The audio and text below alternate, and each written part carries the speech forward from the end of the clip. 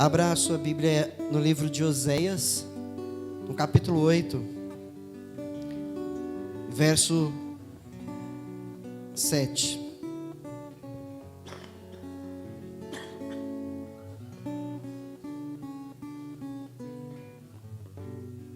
Oséias, capítulo 8, verso 7.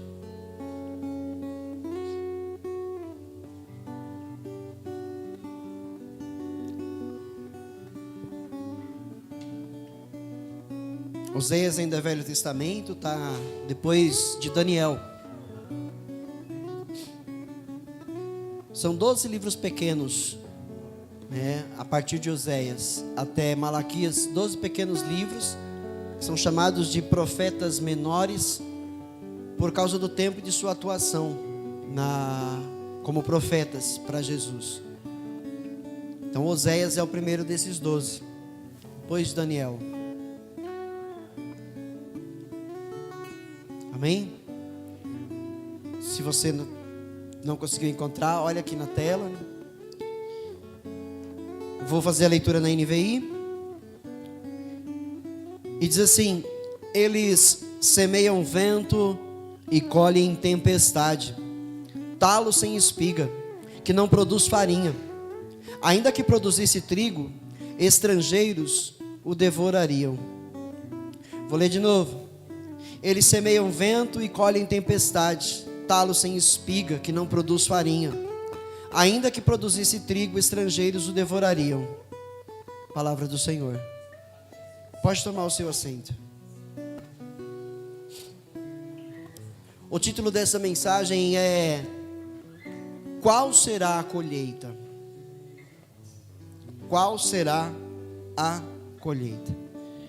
E agora, nós vimos aqui, o livro de Oséias é um livro bem interessante, porque é a história de Israel sendo representada na vida de Oséias e da mulher com quem ele tomou para si como esposa. Oséias, ele respeitou uma ordem de Deus. O Senhor Yahvé mandou que Oséias se casasse com uma prostituta. Então toda a história do livro de Oséias, se passa através de um casamento, onde Deus ilustra o que fez Israel com ele. Israel é representado pela noiva, pela esposa de Oséias, uma prostituta. E Oséias representa o próprio Deus, ou Jesus. Eu não sei se você sabe, mas Oséias é um outro nome para Jesus. Ele quer dizer a mesma coisa que diz Josué: Deus é Salvador. Entenderam? Então Oséias obedece à voz de Deus e faz o que ele manda.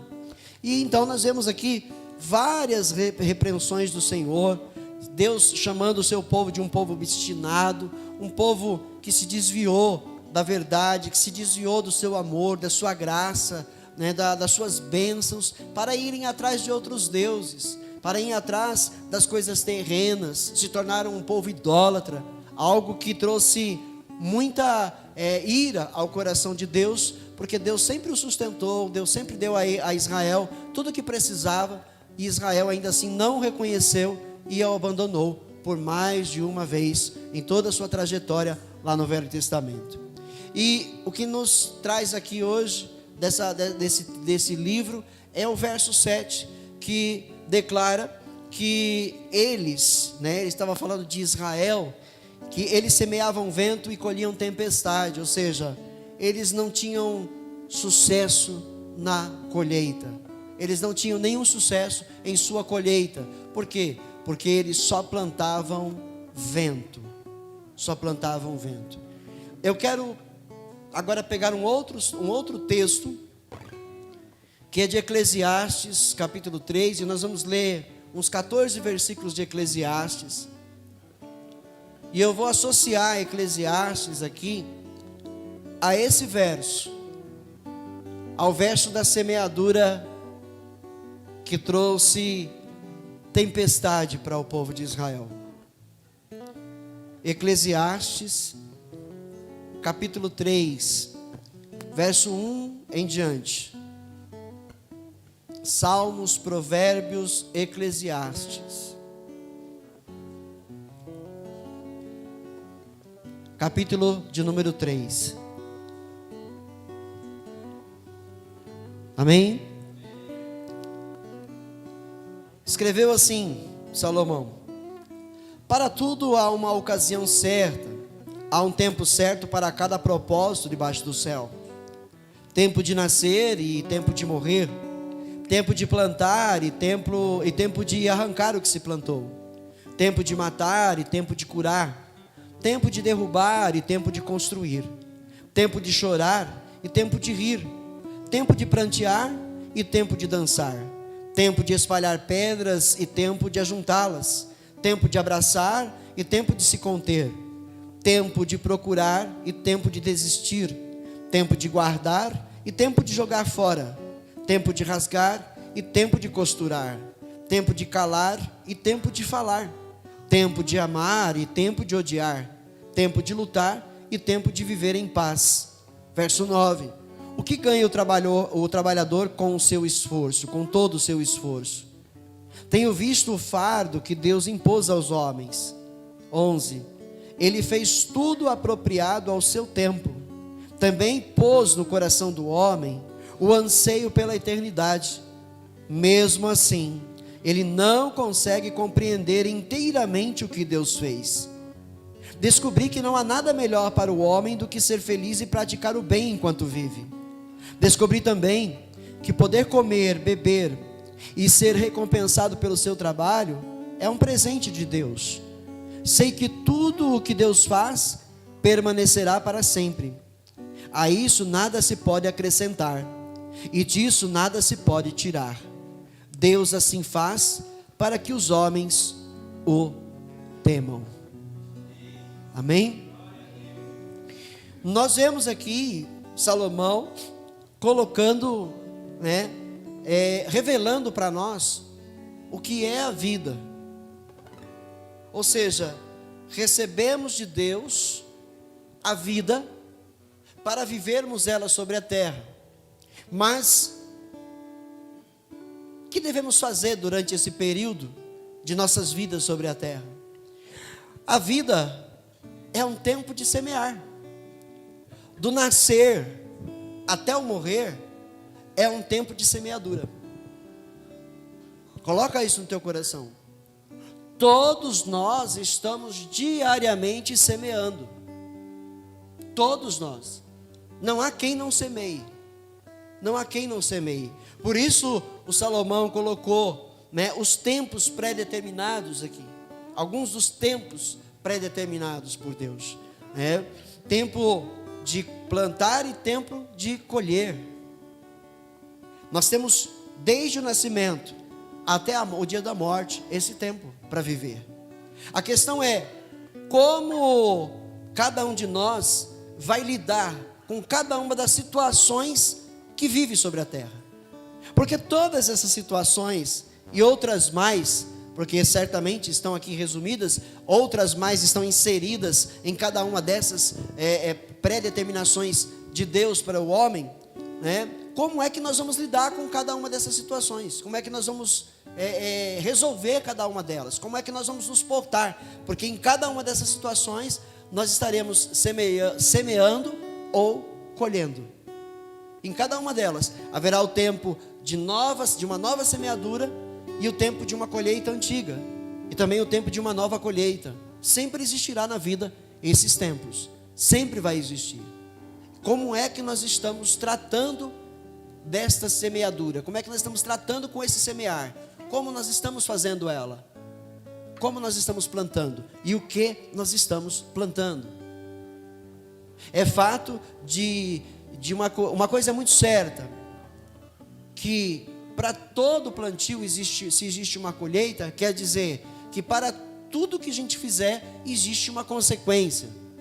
Tudo que nós fizermos na terra, ou seja, tudo que nós fizermos se chama semeadura. Tudo que nós semearmos, vai haver uma consequência, vai haver uma colheita. Nós vivemos muitas situações na vida em que nós não soubemos semear e semeamos errado. E quando chega um tempo, o tempo dessa colheita, nós colhemos uma colheita ruim, ela vem estragada, ou seja, nós sofremos consequências danosas de erros que nós cometemos, consequências danosas em nossas vidas, de coisas que nós cometemos, de erros que nós cometemos, e tudo isso é semeadura e colheita, entendeu? Tempo de chorar, tempo de rir, tempo de abraçar, tempo de conter. É interessante que tem o tempo de amar e tem o tempo de odiar. Como é que você lida com um tempo desse? Um tempo em que o seu coração quer odiar, um tempo em que o seu coração não quer amar, um tempo em que o seu coração, está decidido a não amar mais. Como que você lida com essa situação? Como que você vai lidar com esse momento de colheita, com essa colheita ruim? O que você vai fazer com ela? Porque é muito importante a gente saber lidar com cada situação ruim que a gente viver, entender que as situações ruins que nós vivemos, muitas destas situações são plantios nossos, e nós temos que aceitar isso, nos conformar com isso, mas também não se acomodar e deixar que isso nos destrua. Porque a cada situação ruim que nós passarmos por culpa nossa mesmo, nós não podemos deixar que essas situações nos destruam. Mas tem muitos que desistem da vida, tem muitos que desistem de lutar, tem muitos que desistem de ir além, aceitam a destruição, aceitam as consequências, os danos dessas consequências, aceitam e abaixam a cabeça e se dão por vencidos. E é aí onde nós devemos erguer a cabeça e entender que nós somos seres humanos. Quem não erra? Maior exemplo nos deu Jesus, o nosso mestre. Quando ele cura algumas pessoas, a mulher adúltera e um homem aleijado, ele cura essas pessoas. Essas pessoas estão sofrendo consequências de seus pecados. A mulher adúltera está vivendo consequência dos pecados que ela cometeu. O homem paralítico, 38 anos, vivia as consequências dos seus pecados, porque ele estava naquela situação por causa de seus pecados. Jesus esclareceu isso nos textos. E aí o que faz Jesus? Jesus dá a essas pessoas uma nova oportunidade. Então você e eu sempre recebemos uma nova oportunidade. Como é que nós vamos lidar com essas novas oportunidades que o Senhor nos dá?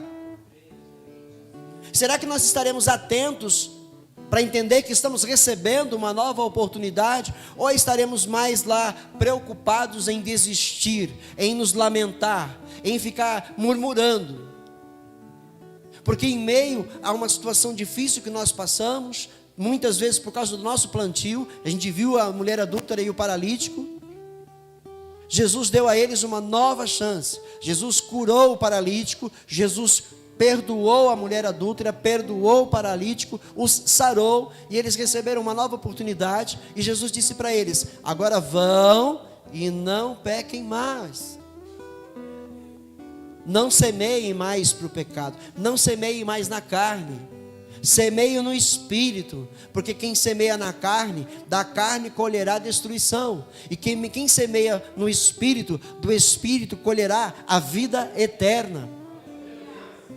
Então nós recebemos essa nova oportunidade de Deus, e nós precisamos então tomar cuidado, para que a nossa colheita não seja a colheita de Israel. Israel plantou o vento e colheu tempestade. Ele deixou bem claro lá: vocês semeiam, mas vocês não vão prosperar nessa colheita. Ele declara: semeiam vento e colhem tempestade, talo sem espiga que não produz farinha. Não há prosperidade. Tudo aquilo que eles achavam ser prosperidade, não era prosperidade, porque prosperidade é aquela que Deus dá. Não é por que o homem tem muitos bens que se pode chamar isso de prosperidade, porque prosperidade real é aquela que Deus dá. A prosperidade que Deus dá, ela traz paz, traz abundância de vida. E muitos ricos não têm nem abundância de vida e muito menos a paz. Então, Israel aqui se desviou para outros deuses, começaram a adorar outros deuses, se tornaram idólatras, começaram a a criar novos hábitos, hábitos detestáveis pelo Senhor, porque se apartaram de Deus e fizeram tudo aquilo que Deus abominava, e isso trouxe a eles, não prosperidade, mas destruição. Destruição. Se vocês continuarem lendo o livro, vocês vão ver que Deus oferece a oportunidade. Se você pegar lá no capítulo 3, por exemplo, melhor, no capítulo 6, o Senhor Jesus, ele oferece a oportunidade ao homem. No capítulo 6 ele diz: venham, voltemos para o Senhor. Oséias 6, voltemos para o Senhor. Oséias está chamando o povo de volta para Deus. Ele nos despedaçou, mas nos trará cura. Ou seja, viu? O pecado traz dano ao homem, e Deus permite os danos acontecerem. Deus permite. Afinal de contas, para a tua vida e para a minha vida, todas as coisas vão cooperar para o bem. Mesmo falhas cometidas, erros cometidos, decisões erradas, somos do Senhor. Você é de Deus, você é de Cristo.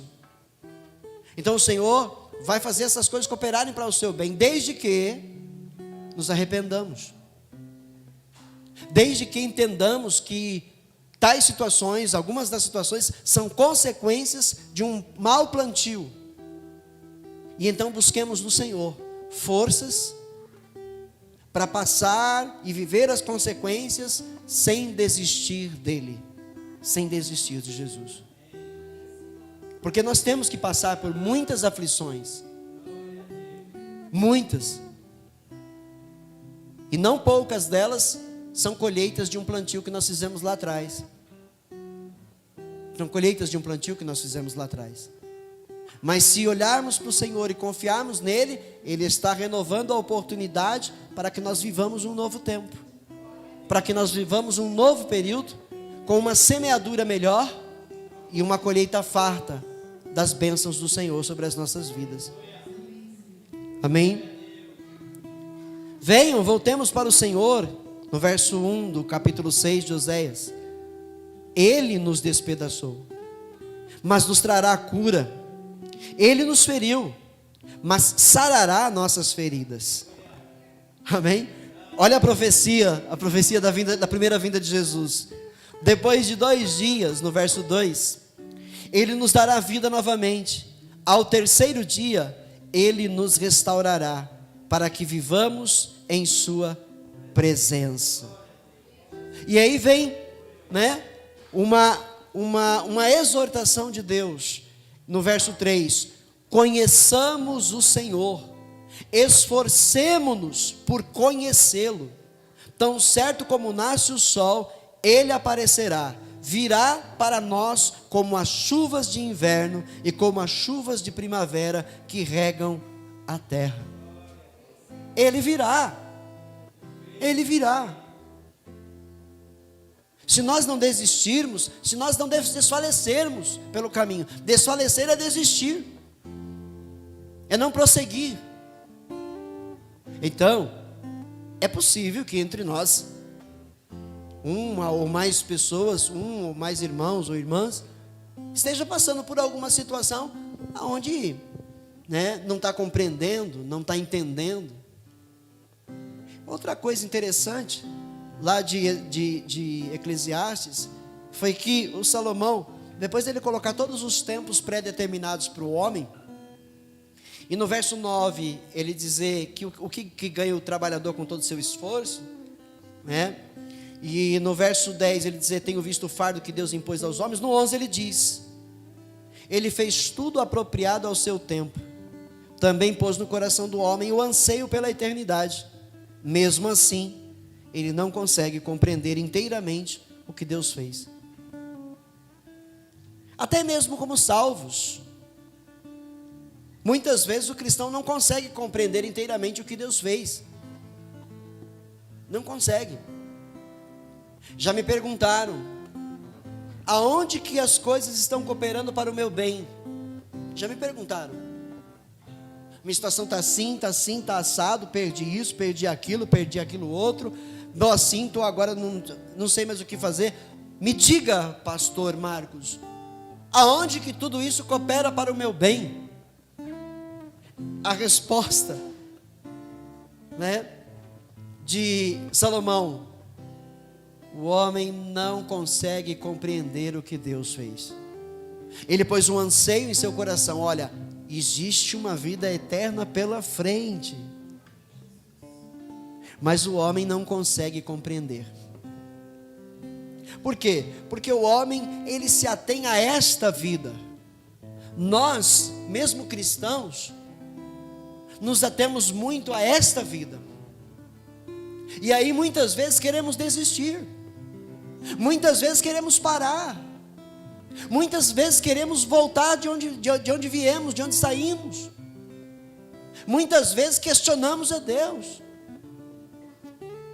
Porque não compreendemos o que Deus fez.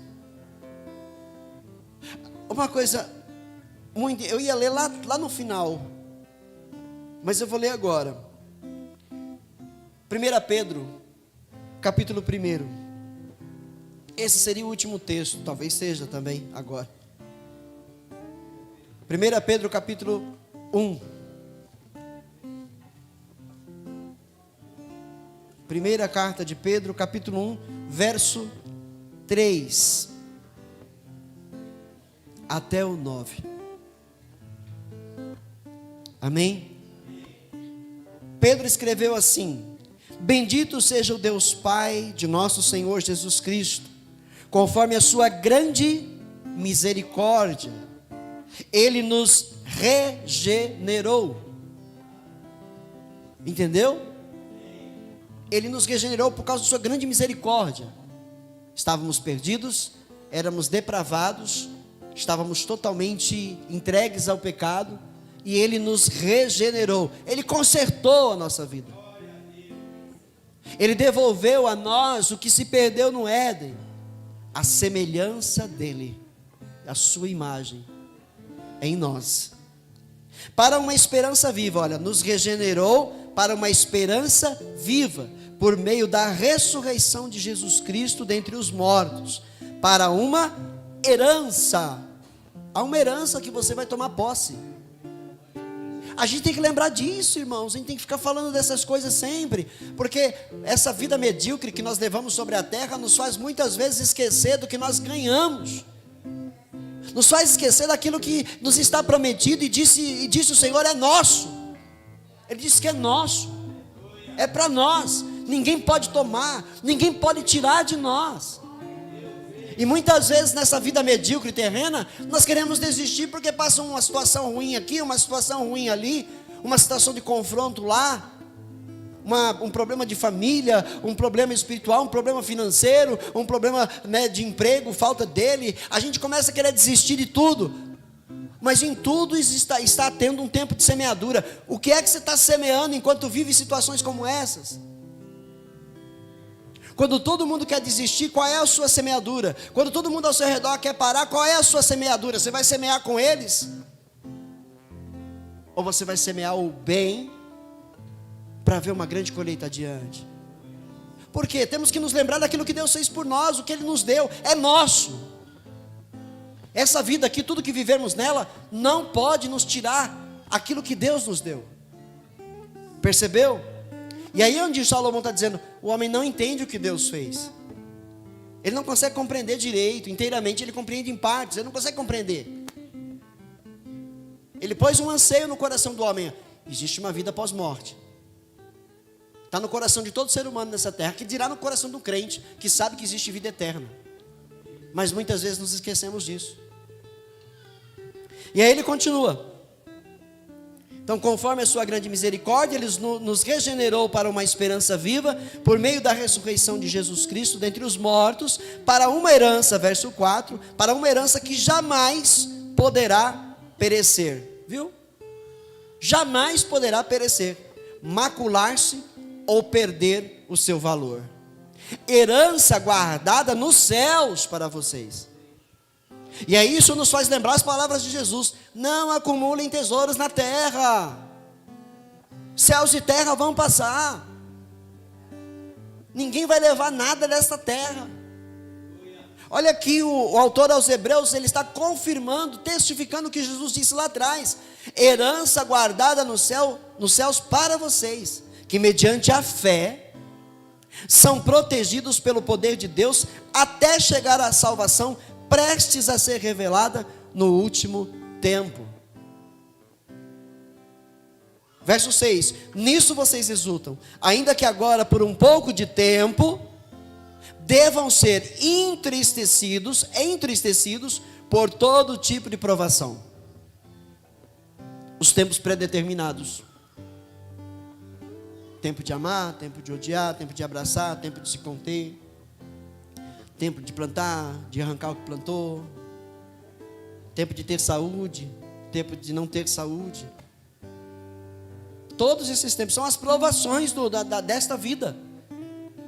E aí no verso 7, assim acontece para que fique comprovado que a fé que vocês têm, muito mais valiosa do que o ouro que perece, mesmo que refinado pelo fogo, é genuína e resultará em louvor, glória e honra. Esse é o futuro da igreja. Vai resultar em louvor, glória e honra quando Jesus for revelado, o seu retorno, quando ele voltar. 8: mesmo não o tendo visto, vocês o amam.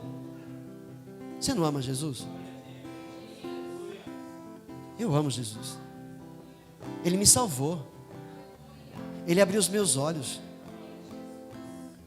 Ele me mostrou quem eu era. Ele me mostrou o meu futuro sem Ele. E me mostrou o meu futuro com Ele. E eu o abracei. Você o abraçou. Então nós o amamos. Mesmo não tendo visto, vocês o amam. E apesar de não o verem agora, creem nele. Você não continua crendo? Ou alguém aqui ainda duvida de que Jesus vai voltar? Tem crente que duvida. Tem crente que duvida. Tem crente que não acredita no retorno de Jesus. Desde sempre existiu o mundo, né? Sempre vai existir. Jesus não volta, mas Ele volta sim. E se você crê nisso, Jesus disse: mais bem-aventurado é você que creu e não viu, do que Tomé, que viu e pôde tocar nele. Entendeu? Creem nele e exultam com alegria indizível e gloriosa. 9: pois vocês estão alcançando o alvo da sua fé, a salvação das almas. Numa outra tradução, o verso 9 diz: alcançando o fim da vossa fé, a salvação das suas almas. A fé que nós temos, ela tem um tempo determinado por Deus também, sabia?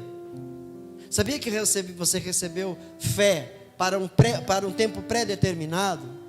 A fé só vai existir até o retorno de Jesus para nós. Depois que nós formos levados para Ele, para estarmos com Ele, não precisamos mais da fé. Fé é aquilo que não se vê e é a certeza daquilo que se espera.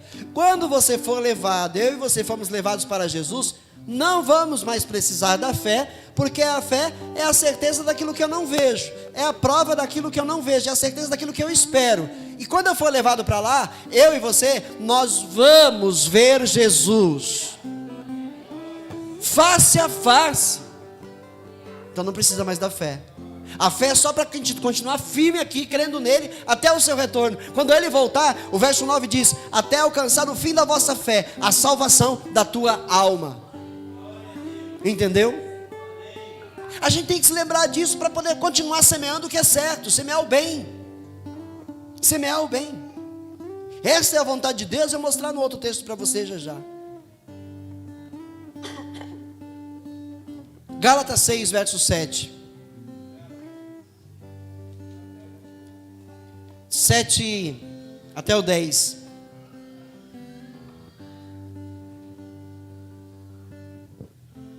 Gálatas 6, 7 até o 10. Não se deixem enganar, de Deus não se zomba, pois o que o homem semear, isso também colherá. Quem semeia para a sua carne, da carne colherá destruição. Mas quem semeia para o Espírito, do Espírito colherá a vida eterna. E não, olha aqui a vontade de Deus, essa é a semeadura que Deus quer de você e de mim. E não nos cansemos de fazer o bem, pois no tempo próprio, vamos fazer o quê? Colheremos, se não desanimarmos. Porque tem o crente que desanima, né? Tem o crente que desanima, ele começa a fazer o bem. Ele fica feliz, começa a fazer o bem. E algumas pessoas começam a reconhecer o bem que ele está fazendo. Aí eles são gratas, lhe elogiam, né? Retribuem o bem que você faz. Tem crente que é assim, está fazendo o bem e está muito feliz de fazer o bem. De repente ele começa a fazer o bem para pessoas que não reconhecem o bem que ele fez. De repente ele começa a fazer o bem para pessoas que não retribuem esse bem. Fazem o mal, receberam o bem do crente e fazem o mal ao crente. Devolvem fazendo o mal. Invejam esse crente, começam a falar mal dele, e ele só fazendo bem. Aí ele começa a desanimar, ele começa a entristecer. Fala, caramba, eu só faço bem, mas só recebo mal em troca, tem coisa errada aí. E aí começa a desanima, e aí chega ao ponto de dizer, só vou fazer o bem para quem me fizer o bem. Meu Deus, desfaleceu, desanimou, se perdeu, não compreendeu o que Deus fez. Volto a citar Salomão. Não compreendeu inteiramente o que Deus fez. Jesus certa feita falou aos discípulos, melhor graça há em dar do que, então dê sem pensar em receber. Essa é a vida que agrada a Deus. A gente dá, fazer o bem sem esperar receber. Em troca o mesmo que fizemos. Porque se a gente está fazendo bem sem esperar nada em troca nesse mundo, isso significa que estamos acumulando tesouros aonde? No céu. Fazer o bem aqui sem esperar nada em troca, porque estamos fazendo para o Senhor, é acumular tesouros nos céus. Entendeu? Então nós temos que compreender isso e não desanimar. Verso 9 de novo. E não nos cansemos de fazer o bem, pois no tempo próprio colheremos. É a semeadura, é a colheita, se não desanimarmos. Verso 10. Portanto, enquanto temos oportunidade, façamos o bem a todos, especialmente aos da família da fé. Percebeu? Assim que temos que viver até o dia de Cristo. Essa é a semeadura. Então a gente tem que fazer uma reflexão da nossa vida e entender como é que está sendo a semeadura. Como é que nós estamos semeando. Porque haverá a colheita. Nesta vida aqui ainda se colhe muito do que se plantou. Então nós temos que tomar cuidado com a semeadura. Vimos que Israel não estava bem nas mãos de Deus. Deus declarou para eles lá através de Oséias: semeia um vento, vão colher tempestade. Estão semeando o mal, vão colher o mal, vão colher destruição. Semear na carne é colher destruição. Então semeie para o Espírito, para colher para a vida eterna. Amém? Então não reclame. Se você se encontra em alguma situação ruim nesse momento, se algumas coisas não vão dando certo, alguns diagnósticos não são favoráveis, né? Não se desespere, não se entristeça. Entristecer não dá, né? A gente acaba entristecendo, mas não se entregue à tristeza. A gente se entristece porque é ser humano, mas não se entregue a ela. Como disse o salmista, o choro pode durar uma noite, mas a alegria irrompe pela manhã. O Senhor restaura nosso vigor, Ele restaura a nossa força. Então continue fazendo bem, continue louvando o Senhor e não murmure em momentos difíceis que você passar sobre a vida. Não murmure, porque o murmurar desagrada a Deus. Murmuração é falta de fé, é falta de confiar no Senhor. É uma péssima semeadura a murmuração, porque a colheita só traz danos. Amém? Glória a Deus. E eu tenho só mais um texto para falar ao teu coração. É Romanos 12, verso 9.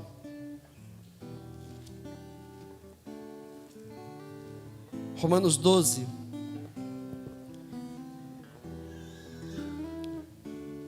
Verso 9 até o 21.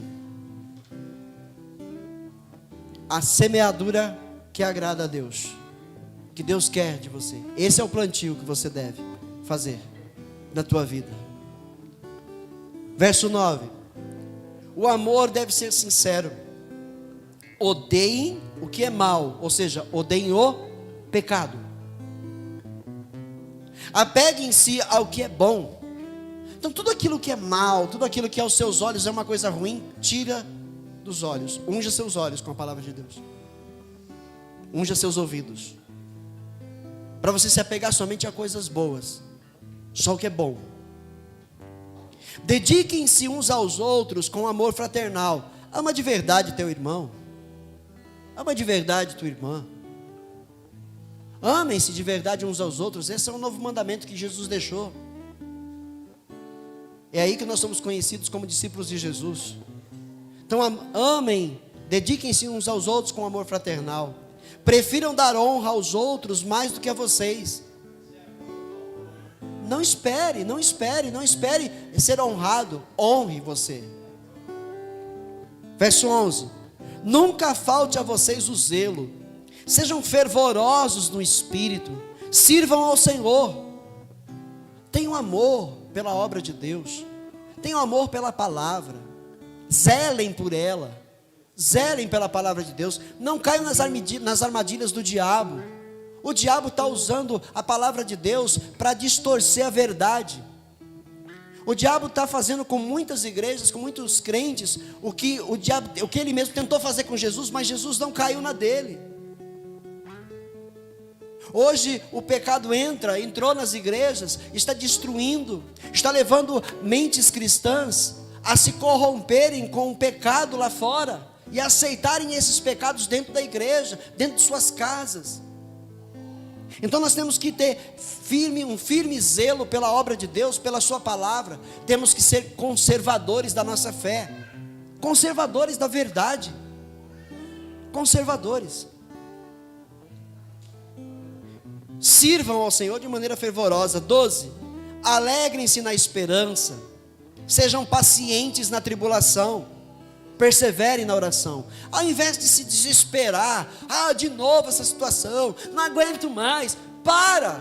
Não é essa a atitude do crente. Não é essa a atitude que tem que ter um crente. Ele tem que se alegrar por esperar em Cristo. Alegre-se na esperança. Qual é a nossa esperança? Jesus vai voltar. Essa é a nossa esperança. E vai nos dar a vida eterna. Então alegrem-se nessa esperança. Sejam pacientes na tribulação. Temos que passar por situações difíceis neste mundo. Não há outro caminho. Mas sejam pacientes enquanto passam por elas. Não murmurem contra Deus. Não se levantem, não se rebelem. Confiem no Senhor. Perseverem na oração. Quando está no tempo da tribulação, ore. Persevere na oração. 13. Compartilhem o que vocês têm com os santos em suas necessidades. Pratiquem a hospitalidade. Ou seja, sejamos abençoadores dos nossos irmãos quando eles precisam de nós. Abençoemos uns aos outros. Abençoemos a obra de Deus. Está falando aqui da questão financeira, da questão ajuda financeira mesmo. Para a obra de Deus estar de pé, para o irmão não passar necessidade, a irmã não passar necessidade. 14. Abençoem aqueles que os perseguem. Não tenha ódio dessas pessoas. Há tempo de amar e tempo de odiar. No tempo de odiar, não odeie. Não odeie. Abençoem aqueles que os perseguem. Abençoem-nos e não os amaldiçoem. 15. Alegrem-se com os que se alegram. Chorem com os que choram. Se alegrem quando um irmão seu alcançar vitórias, quando ele for promovido, quando ele ganhar um aumento, quando ele disser que conseguiu um emprego, quando ele disser que vai casar. Se alegra, faça festa com ele. E chore com aquele que está no momento difícil, no momento em que ele não consegue se alegrar. Chora com ele, seja apoio, seja ombro amigo, seja aquele abraço acolhedor, aquele abraço de amor fraternal. Tenham, 16, tenham uma mesma atitude uns para com os outros. Não sejam orgulhosos, mas estejam dispostos a associar-se a pessoas de posição inferior, porque somos todos iguais. Não existe maior nem menor. Não sejam sábios aos seus próprios olhos. Não pense que está com a razão traz algum mérito. Não pense que ter a razão em muitas situações vai trazer algum mérito para você. É isso que está dizendo aqui. Não sejam sábios aos seus próprios olhos. 17. Não retribuam a ninguém mal por mal. Procurem fazer o que é correto aos olhos de todos, principalmente aos olhos de Deus. 18. Façam todo o possível para viver em paz com todos. Deus quer que você viva em paz com todo mundo. Então, aquilo que está dentro do seu alcance, procure viver em paz com todos. Existem quem não quer paz conosco, mas a gente tenta. Não dá para obrigá-los. Mas a nossa parte é procurar ter paz com todos.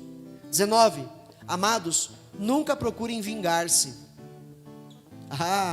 Deixa um dia da caça, outro dia do caçador, não é assim? Não. Crente não pode agir assim.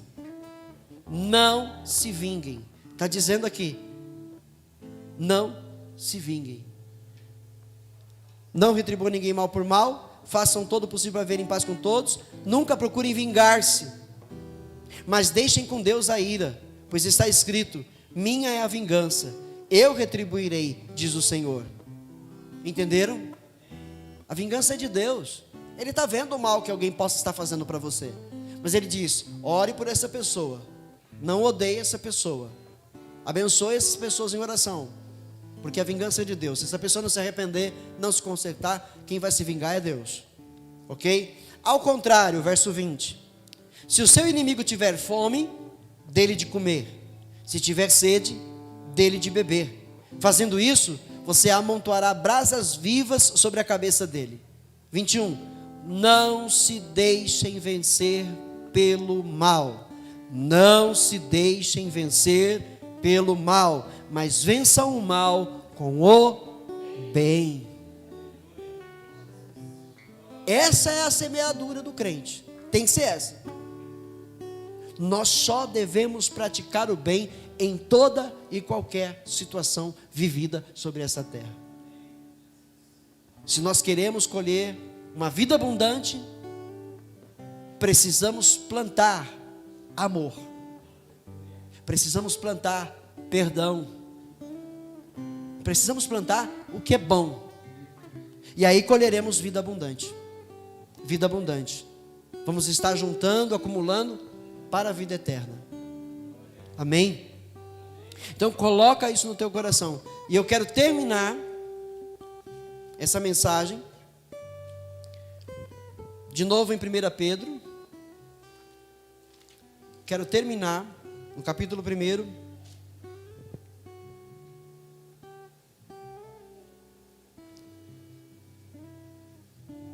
Aleluia. No verso 13. Primeiro verso 13. Portanto, esteja a voltar. Como filhos obedientes, não se deixem amoldar pelos maus desejos de outrora. Não voltem à vida velha, quando viviam na ignorância. 15. Mas assim como é santo aquele que os chamou, sejam santos vocês também em tudo o que fizerem, pois está escrito: sejam santos, porque eu sou santo. Amém? Verso 22, só para resumir: agora que vocês purificaram a sua vida, pela obediência à verdade, visando ao amor fraternal e sincero, amem sinceramente uns aos outros e de todo o coração. Vocês foram regenerados, não de uma semente perecível, mas imperecível, por meio da palavra. Viu? Falando de semeadura, houve uma semeadura para nós. Uma semente morreu para crescer e dar frutos. Que semente foi essa? Jesus Cristo. Ele falou: se uma semente não morrer, ela não poderá dar novos frutos. Entenderam? Então, essa é a semente imperecível, por meio da palavra de Deus viva e permanente. 24. Pois toda a humanidade é como a relva, e toda a sua glória é como a flor da relva. A relva murcha e cai a sua flor, mas a palavra do Senhor permanece para sempre. Essa é a palavra que foi anunciada a vocês.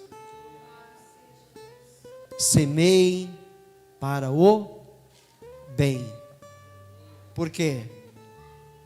Porque se semear para o mal, vai colher o mal. Eles semeiam vento e colhem tempestade. Talo sem espiga, que não produz farinha, ainda que produzisse trigo, estrangeiros o devorariam. Não faça esse tipo de plantio. Fica firme no Senhor. Está valendo a pena todo o bem que você está fazendo. Está valendo a pena todo o perdão concedido. Está valendo a pena. Tenha certeza. Ainda que talvez você não esteja vendo nada assim evidenciando que está valendo a pena, mas está. Porque Deus está aprovando sua atitude. E se Deus aprova a sua atitude, você está acumulando tesouros nos céus. Amém? Amém? Essa foi a palavra do Senhor para o teu coração. Deus abençoe.